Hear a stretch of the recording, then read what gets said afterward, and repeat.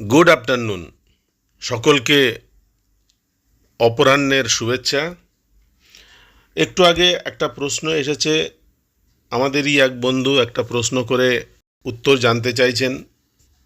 আমি যতটুকু সম্ভব আমার জ্ঞান, সেই জ্ঞান অনুসারে উত্তর দেওয়ার চেষ্টা করছি। আমাদের বন্ধুর প্রশ্নটা হলো, মাই question is regarding companion voter, how to make out who is a genuine voter who need companion, can a presiding officer reject companion voter? Presiding অফিসারদের জন্য যে নির্দেশ পুস্তিকা আছে তাতে বলা হয়েছে, অন্ধ এবং অশক্ত ভোটার সহযোগী ভোটার বা কম্পেনিয়ন ভোটার নিতে পারবেন। অন্ধ এবং শারীরিকভাবে অশক্ত।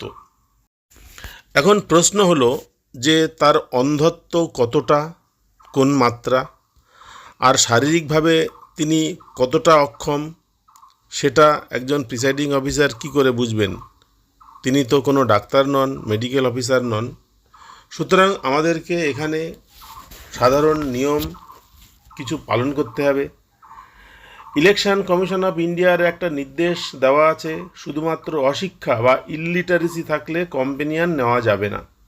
পড়াশুনো জানে না, লেখা পড়তে পারে না বলে কম্পেনিয়ন নেওয়া যাবে না। অবশ্যই তাকে শারীরিকভাবে অক্ষমতা বা অসুস্থ থাকতে হবে। এবার একজন প্রিসাইডিং অফিসার কিভাবে বুঝবেন যে ভোটারের কম্পেনিয়ন দরকার? নিয়ম বলে প্রিসাইডিং অফিসারের বুদ্ধি এবং পর্যবেক্ষণ ক্ষমতা, সেই অনুসারে তাকে ব্যবস্থা গ্রহণ করতে হবে। প্রিসাইডিং অফিসার লক্ষ্য করবেন যে চোখে না দেখা, হাত পায়ের সমস্যা, গুরুতর শারীরিক অসুবিধা তার আছে কিনা, হাঁটতে বা বোতাম চাপতে বা দেখতে সমস্যা হচ্ছে কিনা, ভোটার লাঠি বা হুইল চেয়ার ইত্যাদি ব্যবহার করছেন কিনা। যদি লাঠি, হুইল চেয়ার ইত্যাদি ব্যবহার না করেন তবুও প্রিসাইডিং অফিসার ভোটারকে প্রশ্ন করবেন, সহজ প্রশ্ন, আপনি নিজে নিজে কি বোতাম চাপতে পারবেন? আপনার কি সাহায্যের দরকার সত্যি সত্যি? হয়তো ভোটার হ্যাঁ বলবেন। একজন প্রিসাইডিং অফিসার ভোটারের আচরণ দেখতে পারেন। স্বাভাবিক থাকলেও কম্পেনিয়ন নিতে চাইলে স্বভাবতই সন্দেহ হতে পারে। কম্পেনিয়ন ভোটারকে প্রভাবিত করছেন কি না সেটাও দেখে নিতে হবে। যদি কম্পেনিয়ন ভোটারকে প্রভাবিত করেন তাহলে সাধারণত ভোটার উত্তর দেবেন না, চুপ থাকবেন এবং উত্তরগুলো কম্পেনিয়নই দেবেন। আর ভোটারের যদি মত থাকে যে না কম্পেনিয়ন দরকার, তাহলে তিনি ভোটারকে কম্পেনিয়ন সহ অ্যালাউ করবেন। তবে অবশ্যই কম্পেনিয়নের কিন্তু ভোটার কার্ড থাকতে হবে। এবার প্রশ্ন হচ্ছে, প্রিসাইডিং অফিসার কি কম্পেনিয়ন প্রত্যাখ্যান করতে পারেন? নিয়ম অনুসারে অবশ্যই একজন প্রিসাইডিং অফিসার কম্পেনিয়নকে প্রত্যাখ্যান করতে পারেন। যদি ভোটার বলেন যে তার কম্পেনিয়নের প্রয়োজন নেই, যদি ভোটার বলেন তিনি লেখাপড়া জানেন না, লেখা পড়তে পারবেন না, তাই কম্পেনিয়ন দরকার, তাহলে তিনি সেটা অ্যালাউ নাও করতে পারেন। কম্পেনিয়ন যদি সন্দেহজনক আচরণ করে, ভোটকে প্রভাবিত করার চেষ্টা করে, তাহলে তিনি কম্পেনিয়ন রিজেক্ট করতে পারেন। আর একই কম্পেনিয়ন একাধিক ভোটারের কম্পেনিয়ন হতে চাইলে তিনি পরবর্তী ক্ষেত্রে কম্পেনিয়নকে রিজেক্ট করতে পারেন। এগুলো সবই হচ্ছে আইনের ব্যাখ্যা।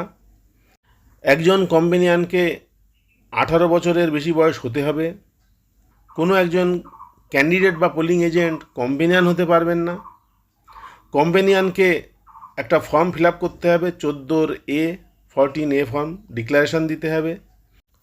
ভোটার যদি 17A টিপসার দিতে বা সই করতে অক্ষম হন, তাহলে কম্পেনিয়নকে 17A সই করতে হবে। আর একটু আগেই বলেছি, একজন কম্পেনিয়ন কেবলমাত্র একজন ভোটারকেই সাহায্য করতে পারবেন, তার বেশি নয়। এগুলো হচ্ছে আইনের বিধান।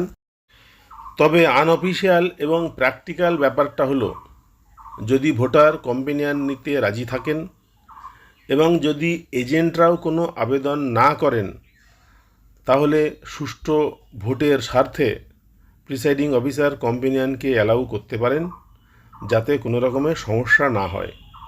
প্রিসাইডিং অফিসারের উদ্দেশ্য হলো তার টোটাল টিমকে নিয়ে সুন্দরভাবে ভোট পরিচালনা করা। ভোট যদি সুন্দরভাবে পরিচালিত হয় তাহলে তো কোনো কথাই নেই।